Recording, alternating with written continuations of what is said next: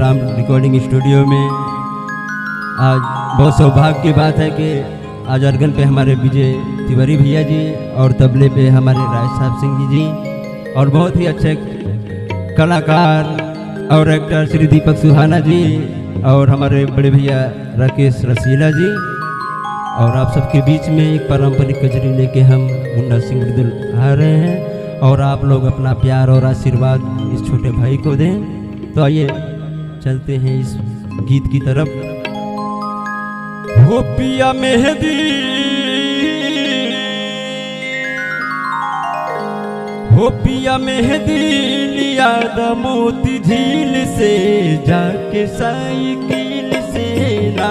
पिया मेहंदी लिया द मोती झील से जाके साइकिल से ना। ओ साइकिल से ना हो साइकिल से ना हो साइकिल से ना हो साइकिल से ना। ओ पिया मेहंदी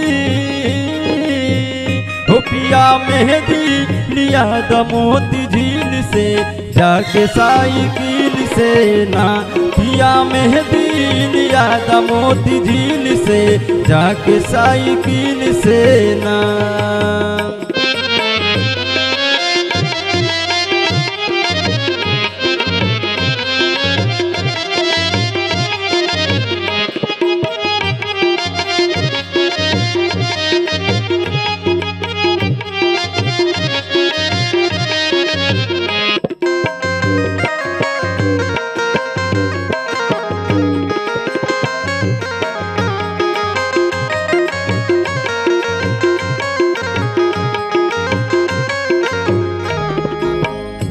पिया मेहंदी लियावा छोटकी ननदी से पिसावा।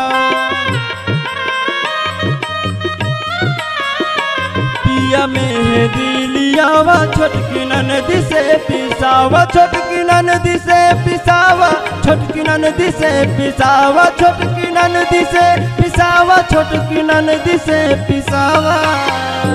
हमरे हाथवा में वो हमरे हाथवा में लगाई द कहा टकील से जाके साइकिल से ना। हमरे हाथवा में लगाई द कहा टकील से जाके साइकिल से ना।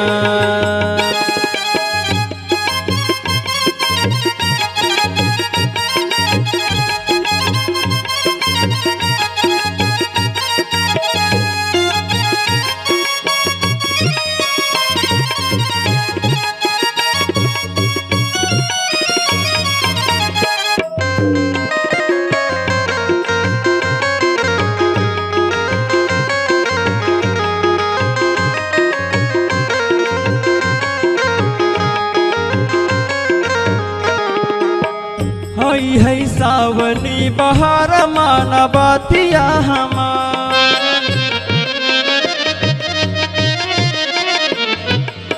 हई है सावनी बहार माना बातिया हमार। हो माना बातिया हमार माना बातिया हमार माना बातिया हमार माना बातिया हमार।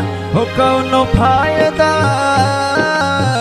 हो कौनो फायदा न निकली दलील से जाके साइकिल से ना। हो कौनो फायदा न निकली दलील से जाके साइकिल से ना।